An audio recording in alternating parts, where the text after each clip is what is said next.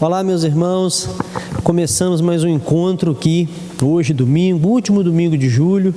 Nós já no próximo domingo, no primeiro domingo de agosto, estaremos presencialmente, claro, né?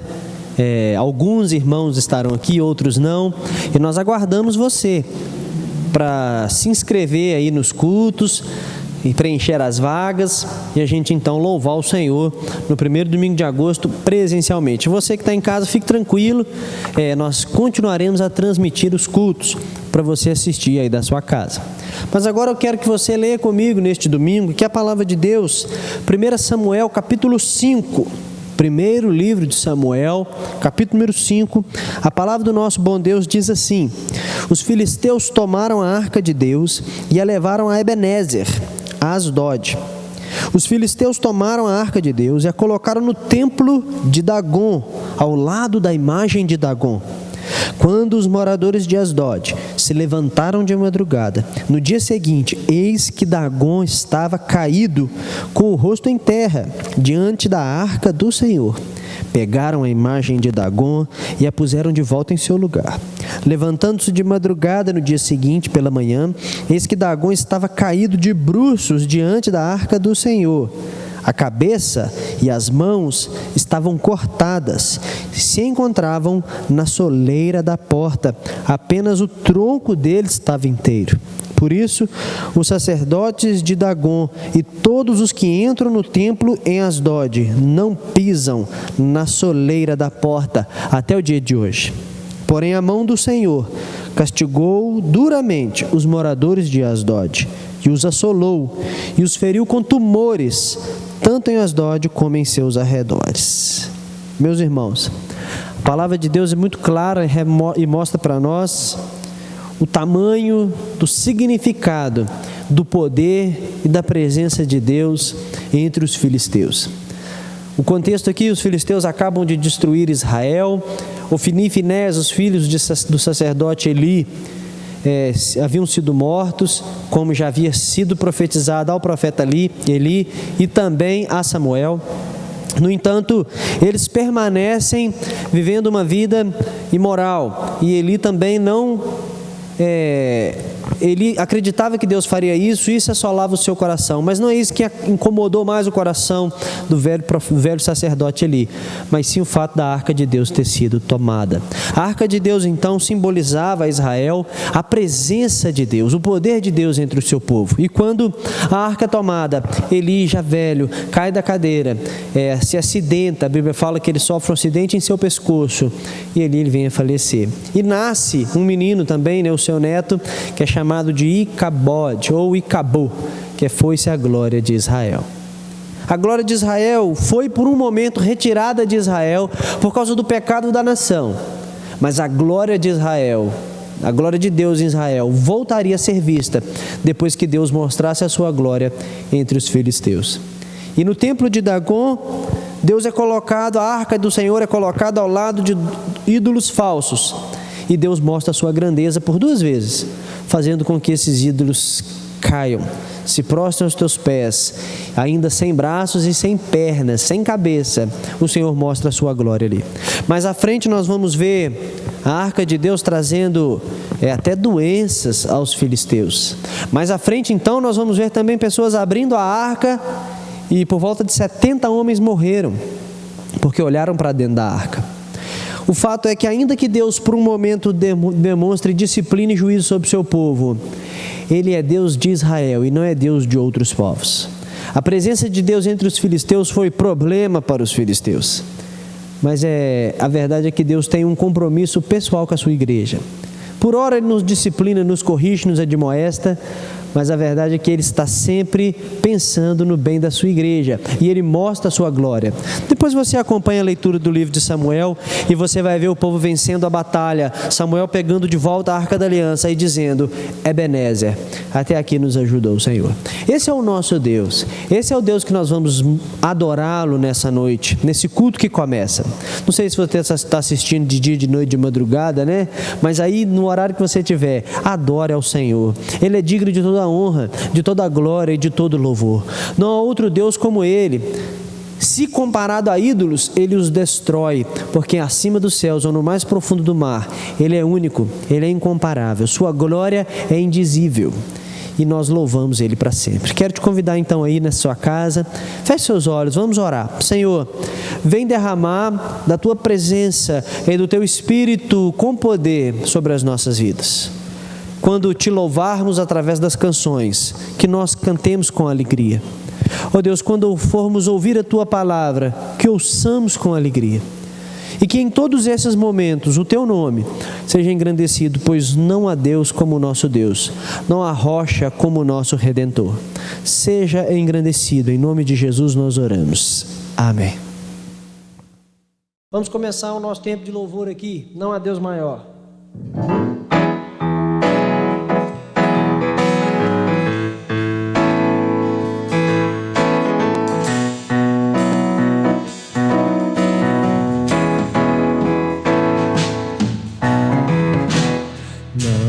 Deus maior, não há Deus melhor, não há Deus tão grande como nosso Deus. Não há Deus maior, não há Deus melhor, não há Deus tão grande como nosso Deus. Criou os céus, criou a terra, criou o sol e as estrelas. Tudo Ele fez, tudo criou, tudo formou.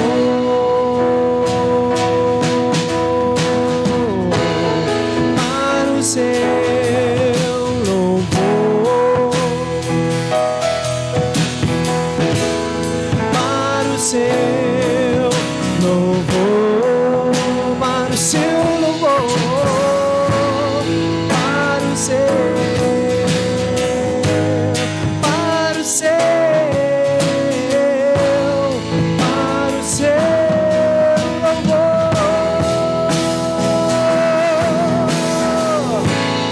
para o seu louvor, para o seu louvor, para o seu louvor,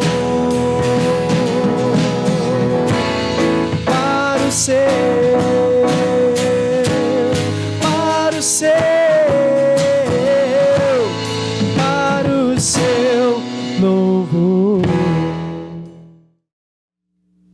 Nosso Senhor é o carpinteiro de Nazaré, mas é o Salvador do mundo. Louvado seja Ele por isso.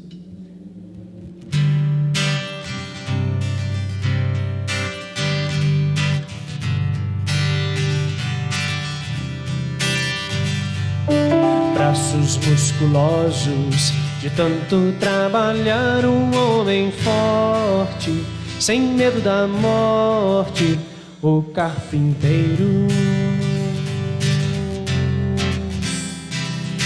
Mais que 20 anos trabalhando com seu pai, cortando madeira, fazendo cadeira, o carpinteiro.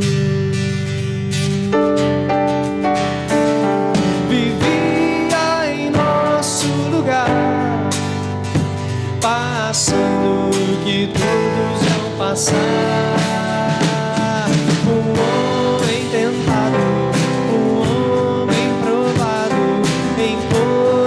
os pontos como eu, mas nunca ao pecado cedeu, nunca ao pecado cedeu.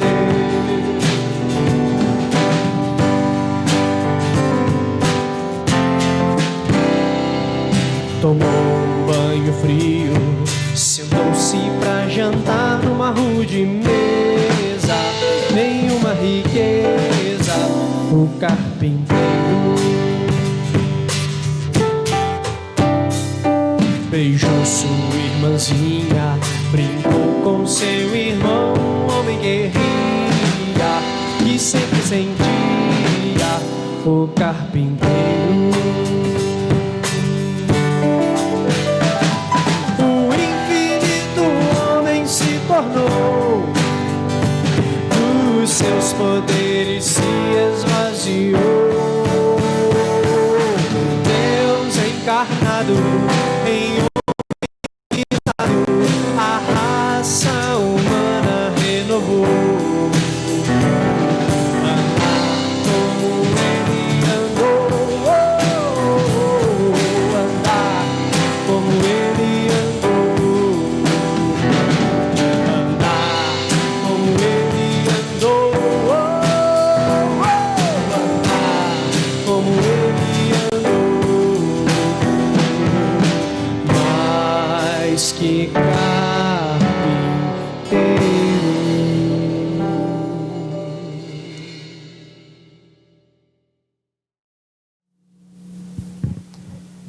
Boa noite, irmãos. A graça e a paz de Jesus. É um prazer estar aqui com vocês e mais essa oportunidade, ainda virtual, né? Até o momento é o que dispomos para a nossa reunião.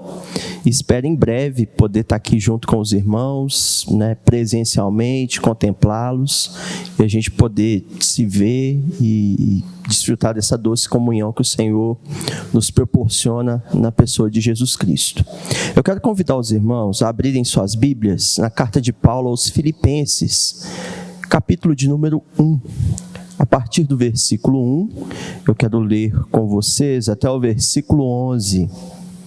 Filipenses, capítulo 1, versículo 1, até o versículo 11, é a porção do texto da palavra do Senhor em que nós iremos meditar.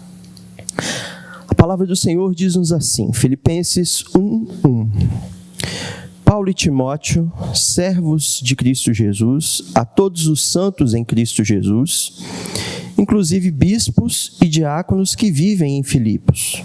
Graça e paz a vós outros, da parte de Deus nosso Pai e do Senhor Jesus Cristo. Dou graças ao meu Deus por tudo que recordo de vós, fazendo sempre com alegria súplicas por todos vós em todas as minhas orações, pela vossa cooperação no Evangelho desde o primeiro dia até agora. Estou plenamente certo de que aquele que começou a boa obra em vós há de completá-la até o dia de Cristo Jesus. Aliás, é justo que eu assim pense de todos vós, porque vos trago no coração, seja nas minhas algemas, seja na defesa e confirmação do Evangelho, pois todos sois participantes da graça comigo. Pois minha testemunha é Deus, da saudade que eu tenho de todos vós, da terna misericórdia de Cristo Jesus. E também faço essa oração, que o vosso amor aumente mais e mais em pleno conhecimento e em toda percepção, para provardes as coisas excelentes e serdes sinceros e inculpáveis para o dia de Cristo, cheios do fruto de justiça, o qual é mediante Jesus Cristo, para a glória e louvor de Deus, é o que diz a palavra do Senhor. Chama a atenção dos irmãos para o versículo de número 7, quando Paulo fala assim aos irmãos, aliás, é justo que eu assim pense, e ele está se referindo a coisas boas, né, relacionadas aos irmãos, e ele afirma, porque vos trago no coração, é o que diz o apóstolo Paulo, é o que diz a palavra de Deus. Álbum de fotografias. Você da geração 2000 não deve conhecer muito bem o que seja um álbum de fotografias. Mas se você for um pouquinho mais velho, você vai se lembrar de que quando nós éramos crianças, não havia tanta facilidade para a gente registrar um momento como agora a gente tem em celulares, em tablets ou em câmeras digitais. A opção que nós dispunhamos para registrar os momentos felizes era de comprarmos ou pegarmos emprestada aquela máquina de fotografia, adquirir os filmes, né, que vinham num rolinho de filmes que tinham 24 ou 36 poses, nós tirarmos as fotos e depois levarmos até um estúdio ou uma loja onde essas fotos poderiam ser reveladas. Depois de alguns dias, ou em alguns casos até algumas semanas, as fotos elas eram trazidas em uma espécie de papel especial. Essas fotos elas eram agrupadas em álbuns por pessoas ou por eventos. Fotos do aniversário de 8 anos, fotos do Natal de 2006 e assim por diante. E ainda hoje, com toda a tecnologia que a gente tem, é muito legal, é uma experiência emocionalmente muito agradável nós termos contato com essas fotos, nos lembrarmos do passado e, de certa forma, reviver o que aconteceu lá atrás.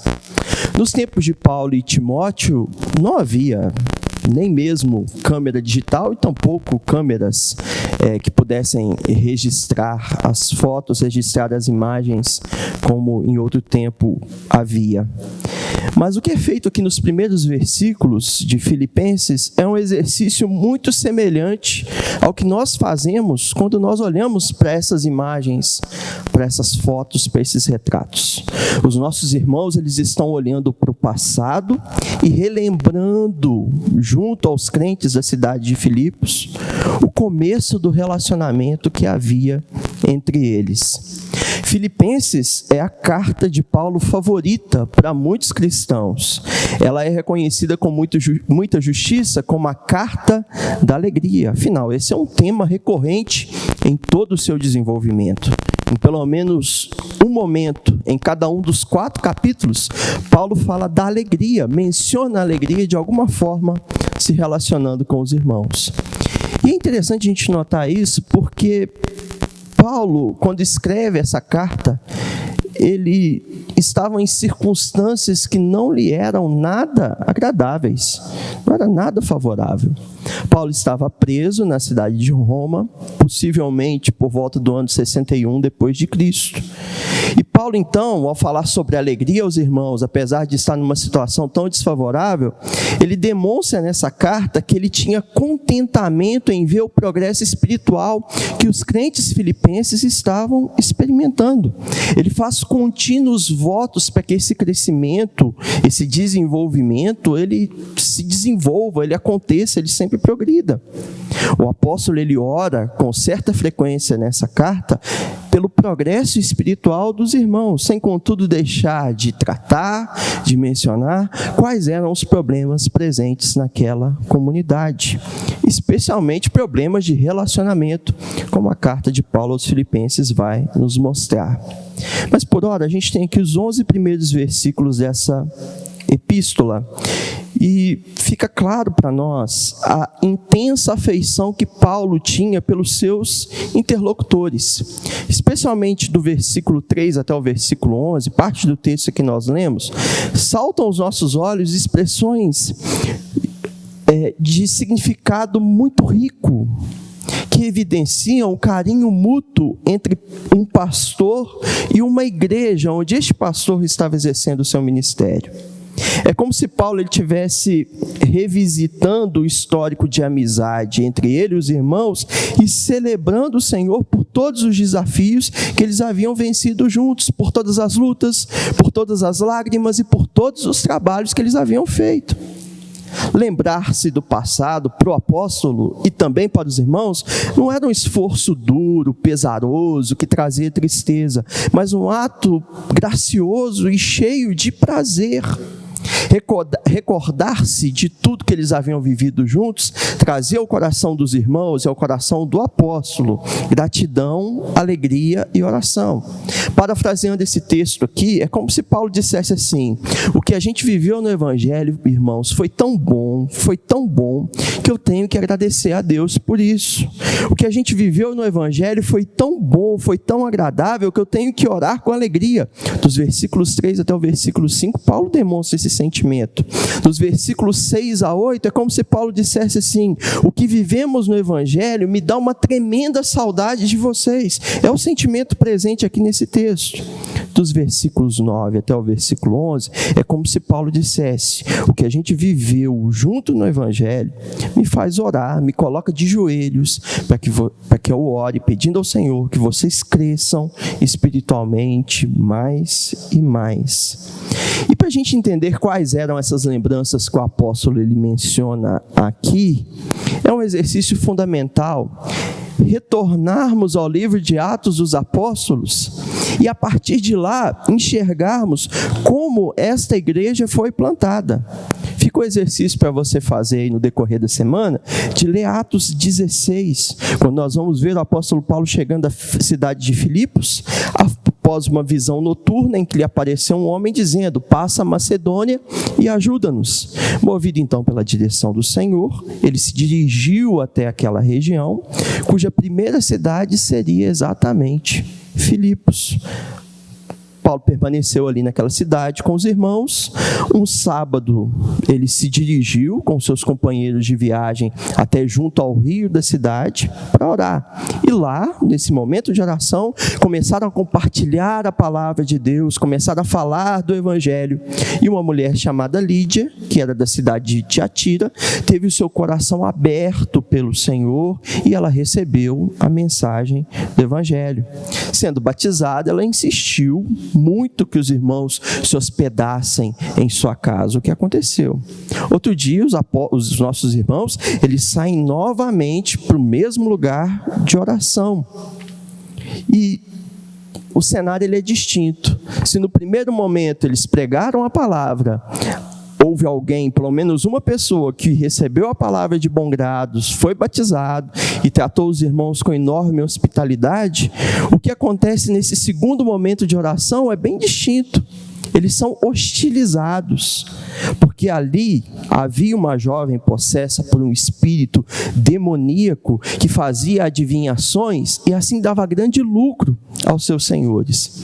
Essa jovem, ela continuamente seguia Paulo e seus companheiros, dizendo: esses homens, eles são servos do Deus Altíssimo, eles anunciam a vocês o caminho da salvação. Paulo foi se indignando com aquela situação, que já se persistia por algum tempo, repreendeu e expulsou dela esse espírito imundo. Os senhores daquela jovem ficaram frustrados quando perceberam que a fonte de lucro que eles tinham havia se esgotado, agora iria acabar. Por isso, Paulo e Silas foram levados até os juízes da cidade de Filipos, que fizeram graves denúncias contra eles, e o argumento da acusação dos nossos irmãos é que eles estavam perturbando a paz da cidade, o que não era verdade, né? Na verdade, toda a insinuação desses homens tinha apenas cunho financeiro. Mas enfim, Paulo e Silas foram açoitados com varas e levados até o cárcere. E aí tem a história que todos nós conhecemos, os nossos irmãos presos, mas bem próximo à meia-noite, certamente com as costas rasgadas, com o corpo sangrando. Paulo e Silas estão orando a Deus, estão cantando ao Senhor, de modo que os outros presos os ouviam. Sobreveio um grande terremoto, as cadeias se abriram-se as portas, e o carcereiro ficou com muito medo de toda a situação. Afinal, o responsável pela prisão, ele era responsável também pelos presos. Caso algum prisioneiro fugisse, o guarda responsável deveria morrer em seu lugar. Quando ele já havia tirado a espada para se matar, Paulo bradou em alta voz: não faça você nenhum mal, nós estamos aqui. Então o carcereiro correu até Paulo e Silas e fez a melhor pergunta que um ser humano pode fazer: o que eu preciso fazer para ser salvo? A resposta de Paulo e Silas é precisa: creia no Senhor Jesus Cristo, será salvo tu e a tua casa. A palavra de Deus foi pregada, todos naquela casa foram salvos. No dia seguinte, os nossos irmãos seriam libertos da prisão e seguiriam sua missão, agora indo em direção à cidade de Tessalônica. E Paulo, então, ele tem tudo isso em mente quando ele se recorda, e ele fala com os irmãos: eu lembro do que o Senhor fez por nós, eu lembro do que o Senhor fez na vida de vocês. Ele tem todos esses eventos, toda essa narrativa em mente. Ele se recorda dessa aventura missionária ao escrever aos irmãos. E olha, irmãos, mesmo ele se lembrando de coisas que certamente não lhe foram agradáveis, ele fala lá no versículo 5, eu lembro disso com alegria, eu oro com alegria, desde o primeiro dia, porque a cooperação do Evangelho da parte dos irmãos foi marcante. Cooperação é uma palavra muito preciosa para nós, essa palavra que aparece aí no versículo 5, comparação do Evangelho desde o primeiro dia até agora. A palavra traduzida por cooperação no grego é koinonia, que significa o algo de compartilhar algo com outra pessoa, o ato de compartilhar algo com outra pessoa. Essa parceria, ela acontece quando duas pessoas se envolvem no mesmo empreendimento. Para a gente ter uma ideia de qual é o significado dessa palavra, foi o que aconteceu com Pedro, André, Tiago e João.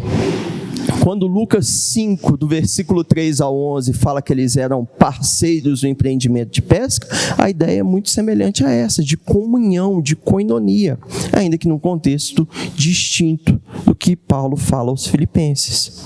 No caso de Paulo aos filipenses, significa dizer que eles estavam literalmente no mesmo barco.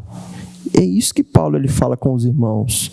Embora separados por muitos quilômetros, embora separados pela prisão e pela circunstância infeliz em que se encontravam, esses irmãos eles eram parceiros, eles eram cooperadores na proclamação da palavra de salvação a todo mundo. Enfim, irmãos, esse texto ele vai nos ensinar lições preciosas para as nossas vidas, especialmente em como nós devemos nos relacionar com os irmãos e com a igreja que nós estamos servindo ao Senhor. Em primeiro lugar, a gente vê que nós devemos ter em mente, ter em nossa memória, coisas boas que vivemos na comunhão do Evangelho com os nossos irmãos. Vida de igreja, às vezes, traz para nós recordações que ferem o coração, recordações que abatem o espírito, enfim, recordações que provocam grandes dores. Há reminiscências amargas, lembranças dolorosas quando a gente fala de igreja. Há memórias do nosso relacionamento, às vezes, como irmãos, que trazem uma certa desesperança, uma certa frustração. Contudo, quando Paulo volta ao passado e se lembra dos irmãos em Filipos, o seu peito se enche de doçura ao invés de amargura, e a sua alma ela é inundada de grande gratidão. Nós devemos carregar conosco o que é mais importante, o que é mais precioso, ou seja, aquilo que produziu bem e não aquilo que produziu amargura. Biblicamente e aos olhos da pessoa de Cristo, nós não temos o direito de guardar mágoas uns dos outros. O ensinamento bíblico é claro, é nítido sobre o nosso dever de perdoar. Se nós não perdoarmos aos homens as suas ofensas contra nós, o Senhor também não nos perdoará por nossas ofensas dirigidas a Ele. Nós podemos, por outro lado, e até devemos ter relacionamentos saudáveis com incrédulos, mas nós devemos ficar muito preocupados, irmãos, se em nossa realidade de vida nós mantivermos apenas relacionamentos profundos com incrédulos e não com os irmãos, com as pessoas da igreja. A igreja deve ser esse lugar de relacionamentos profundos, onde a gente conhece o nome dos irmãos, onde a gente sabe onde o irmão mora, onde nós temos o contato, o telefone dos irmãos, para que nós possamos acompanhar uns aos outros. A igreja deve ser uma comunidade onde a gente fala de coisas triviais, de assuntos secundários, de assuntos desimportantes, mas deve ser também a igreja essa comunidade onde nós falamos de assuntos espirituais, profundos, da comunhão com Deus, do relacionamento com o Senhor. Nós devemos criar memórias fortes, memórias vívidas da graça do Senhor sobre nós, à medida que estamos em comunhão uns com os outros.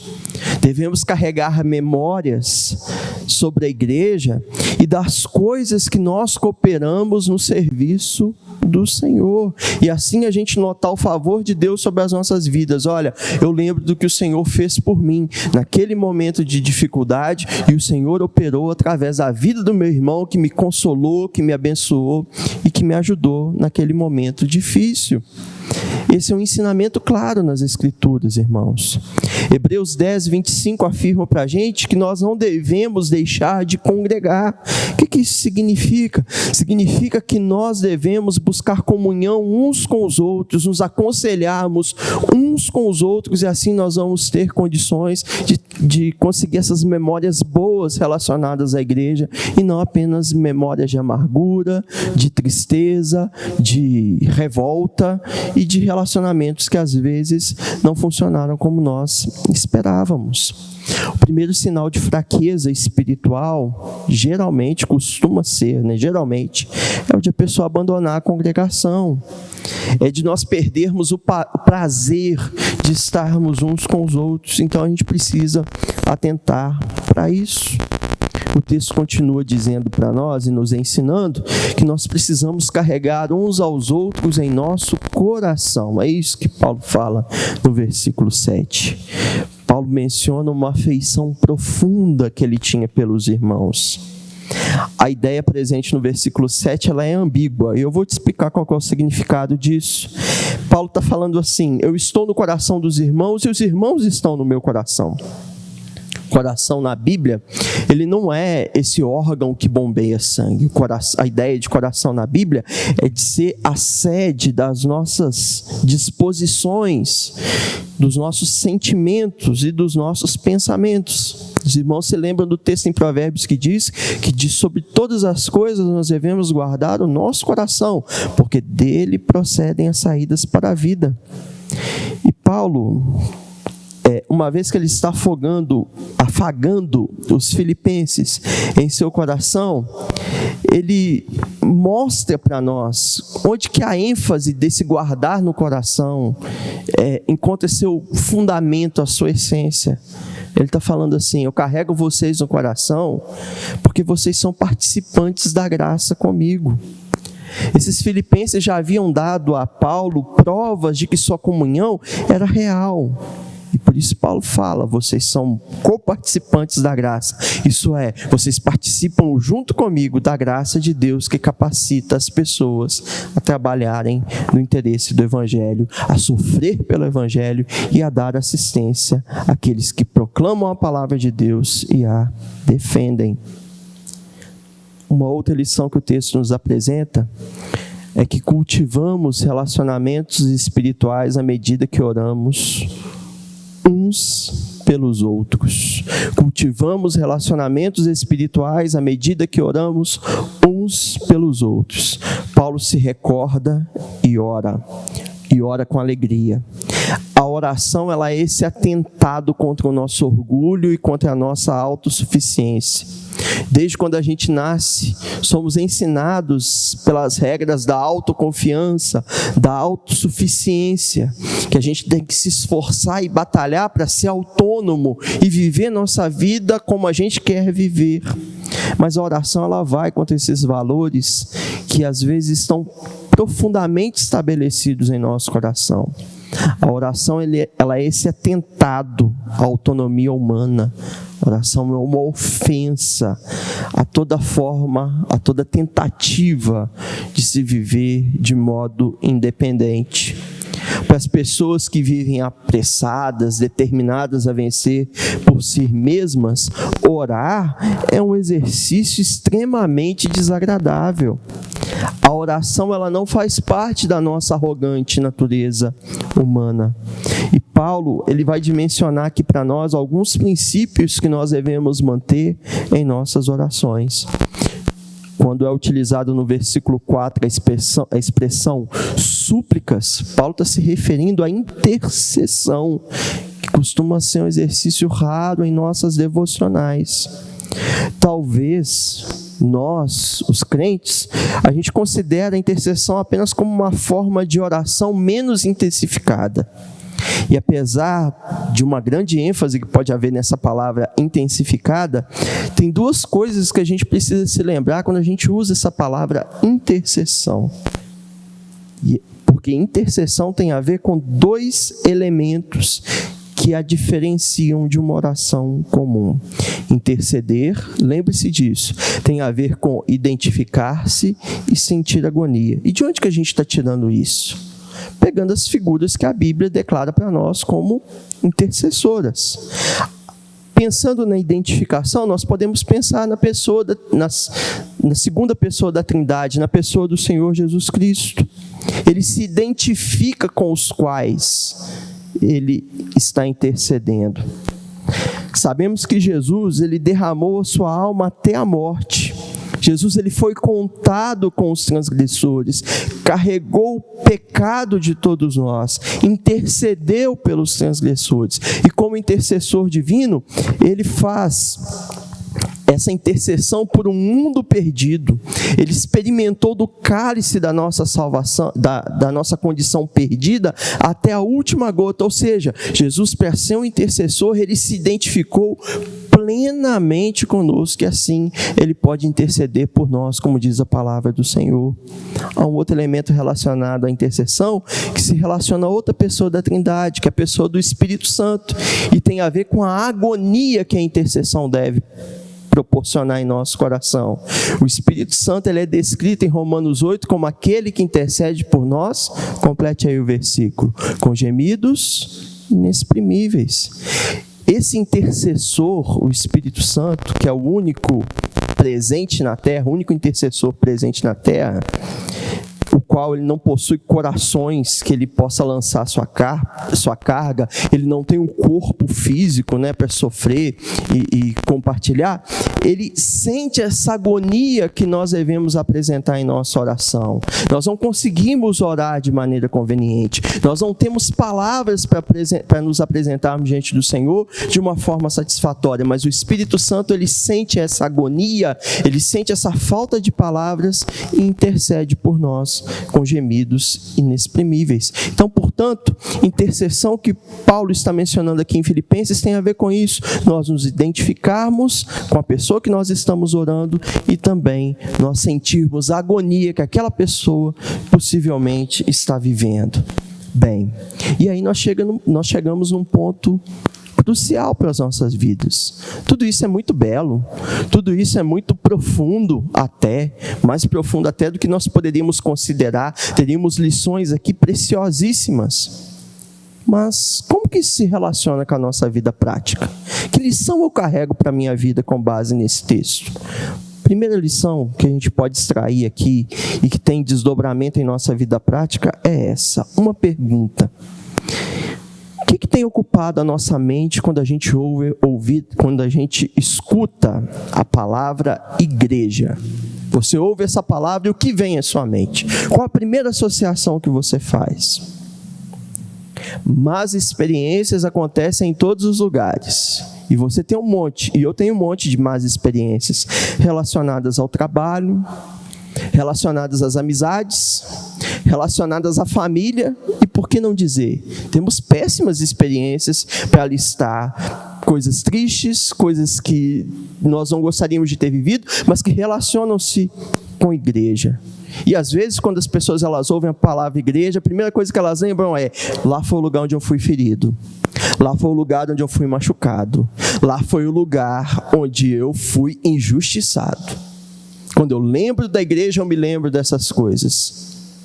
Paulo foi ferido em Filipos, não pela igreja, mas ele foi ferido por pregar o evangelho, foi machucado injustamente. Mas essas experiências não provocaram nele aversão pelos irmãos. E não devem provocar em nós aversão pelos nossos irmãos. Afinal, nós estamos lidando com outros pecadores. E um pecador, ele não pode nos surpreender. O homem peca, o homem falha. E ainda nós, regenerados, salvos pela graça do Senhor, nós estamos sujeitos a muitas falhas, a muitos erros. Então aqui tem um desafio de Deus para as nossas vidas. Para nós praticarmos, à medida que a gente retornar com os cultos presenciais e para a gente levar até o fim da nossa jornada, a gente tentar trazer à nossa memória as coisas boas que nós recebemos no contexto de igreja, porque é assim que Paulo faz. Lembre-se daqueles eventos felizes. Lembre-se daquele momento que você foi edificado pela palavra. Lembre-se da comunhão, da cooperação que você teve, que nós tivemos uns com os outros. E deixe que isso te traga esperança, te traga alegria, te traga satisfação de viver essa comunhão. Lembre-se do trabalho realizado. Tem histórias para contar, meu irmão. Do cansaço, olha, foi um sábado tão cansativo, foi tão difícil, mas foi tão bom, porque a gente trabalhou em equipe, a gente serviu ao Senhor, a gente honrou o Senhor. Lembre-se dos frutos do seu trabalho. Se a gente se recordar apenas das coisas ruins que acontecem na igreja, a gente está sendo muito ingrato ao Senhor. Há uma outra lição importante para nós, irmãos, aqui nesse texto. Nós devemos cultivar amizades sólidas, amizades profundas, amizades espirituais, uma amizade de fato com afeição, com oração. Cultive sim, irmão, amizade com outras pessoas na igreja. Não tenha tanta pressa para poder ir embora depois da celebração. Afinal, o que você tem de tão importante para fazer? O domingo é um dia que a gente se dedica ao Senhor, ou deveríamos dedicar um período maior ao Senhor. Nessas amizades, fale sobre trivialidades, converse sim sobre futebol, sobre política, mas trate também de assuntos espirituais. Tenhamos sim esse tipo de amizade profunda, em que a gente tenha coragem de perguntar, por exemplo: meu irmão, como é que vai sua vida devocional? O que você tem lido na Bíblia que tem sido edificante para a sua vida? Sobre o que você tem orado? A gente pode mudar essa prática de vida nossa, irmãos. E eu tenho certeza que isso vai trazer um grande benefício espiritual para nós. Que a gente compartilhe pedidos de orações e orações, que a gente confesse pecados. Que a gente fale de nossas vidas, as coisas boas e as coisas ruins que estão nos acontecendo. Relacione-se, Deus nos criou para isso. Nós servimos a um Deus que é relacional também, Pai, Filho e Espírito Santo. E Ele se relaciona com os homens por meio da pessoa de Cristo. E nós devemos também nos relacionar, conhecer nome, conhecer sobrenome, conhecer o endereço dos irmãos. E por fim, desenvolva a atitude de intercessor. É isso que Paulo ele faz aos Filipenses, e essa é uma das grandes lições que o texto nos apresenta. Ore pelos nossos irmãos, ore pelos enfermos da igreja, ore por aqueles que estão desempregados, ore por aqueles que estão com medo em casa, ore pelos mais velhos, ore pelos mais novos. Sigamos firmes em oração por essas pessoas que têm apresentado de repente seus pedidos, as suas súplicas, as suas necessidades a nós de alguma forma. A gente está vivendo um tempo de grande apreensão, de grandes mudanças, mas o Senhor, Ele é o dono da igreja, Ele cuida do seu povo. Ele cuida das suas igrejas, do seu povo, da sua igreja. Ele cuida das congregações locais. Então confie ao Senhor, a sua vida, o seu futuro, e tenha liberdade de compartilhar com outros irmãos, e a gente criar essa cultura de intercessão, de orações uns pelos outros. Ore para que o Senhor ele abra portas de evangelização, de pregação da palavra. Ore pelos projetos da igreja, ore, interceda pela liderança da igreja, interceda para que o Senhor oriente a igreja nas decisões que precisam ser tomadas em conjunto. Moisés ele foi um dos maiores intercessores da história. E o texto bíblico em Êxodo 32 diz que Moisés intercedeu tão intensamente ao ponto de colocar em jogo a sua própria vida diante do Senhor. Os filhos de Israel haviam pecado, haviam falhado, mas Moisés, na figura de intercessor, se identificou e sentiu a agonia que os seus irmãos estavam experimentando. E ele vai lá e fala assim, Êxodo 32. Eu te rogo, Senhor, perdoa o pecado desse povo, senão me risca do livro que escreveste. Mais tarde, como resultado de tanto estar na presença do Senhor, a palavra de Deus diz que quando Moisés se apresentou diante dos homens, Êxodo 34, o seu rosto resplandecia. Significa que quem ganha mais na intercessão é o próprio intercessor, porque ele está em comunhão com Deus. Que o Senhor nos ajude a viver essa palavra com a intensidade que ela exige de nós. Vamos orar? Pai, eu te agradeço pela tua palavra, te agradeço pela escritura aberta diante de nós e pela oportunidade que a gente tem aqui de ter internet, de ter recurso, de ter câmera, de ter microfone. Tudo isso aí é dádiva, é bênção do Senhor para as nossas vidas. Ajuda a gente a te seguir, a te obedecer nos mais profundos detalhes da tua palavra. Ajuda-nos, Senhor, a viver essa intensa comunhão uns com os outros, como a tua palavra exige de nós. Ajuda a gente a carregar os irmãos uns aos outros em nossos corações, todos nós, mutuamente carregarmos uns aos outros em nossos corações. Faça-nos crescer, faça-nos desenvolver, é o que nós oramos e te agradecemos. Em nome de Jesus, amém. Amém, irmãos. Deus abençoe a vida de vocês. Até a próxima oportunidade.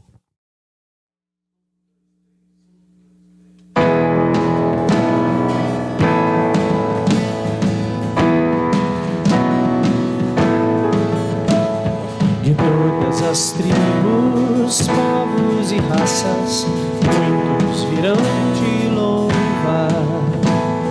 De tantas culturas, línguas e nações, no tempo e no espaço virão te adorar. Bendito seja sempre o Cordeiro, Filho de Deus, Raiz de Davi. Bendito seja o seu santo nome, Cristo Jesus, presente aqui. Remidos, comprados, grandes multidões, muitos virão te louvar.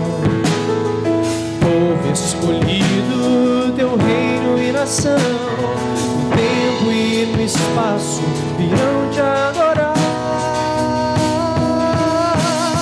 Bendito seja sempre o Cordeiro, Filho de Deus, Raiz de Davi. Bendito seja o seu santo nome, Cristo Jesus, presente aqui. E a nós só nos cabe tudo dedicar, oferta suave ao Senhor. Dons e talentos queremos consagrar, e a vida no teu altar, pra teu louvor. Bendito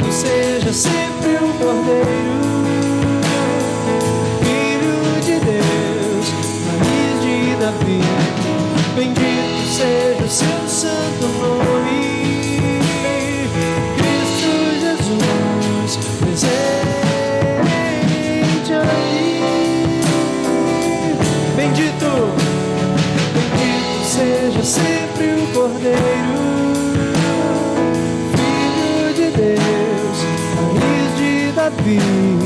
Bendito seja o seu santo nome, Cristo Jesus, presente aqui.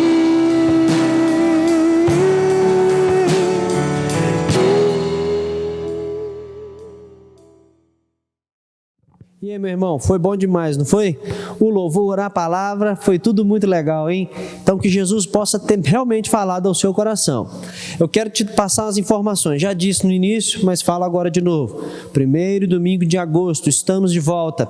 Fique atento nas redes sociais para você pegar aí as dicas de como vai acontecer o retorno. Também a lista para você se inscrever para participar do culto presencial. No mais, continue se cuidando. Nós estamos avisando aqui, se você tem mais de 65 anos, alguma doença que te deixa assim impossibilitado de estar presente, fique em casa, assista os cultos pela internet. Nós queremos a sua saúde espiritual, mas também a sua saúde física. Então, se ficar em casa, vai cooperar para você estar com saúde física, o culto vai até você pela internet aí. Agora, se você está bem, vem para a igreja. Vamos louvar o Senhor todos juntos. Uma boa semana para você, que o Senhor te guarde, te livre do mal. Vamos encerrar com a bênção do Senhor. Que o Senhor Jesus te abençoe e te guarde. Que Ele faça resplandecer o rosto dele sobre ti e te dê a paz. Amém. Fica com Deus.